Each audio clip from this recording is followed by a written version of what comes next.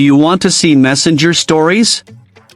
You can view the story in Facebook Messenger with just a few simple steps.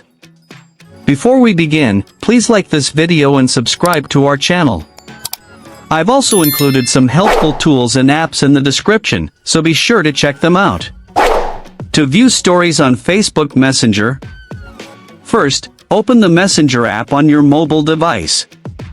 Once you're on Facebook Messenger, you will see different options at the bottom of the screen. Now, among these, find and tap on the Stories option.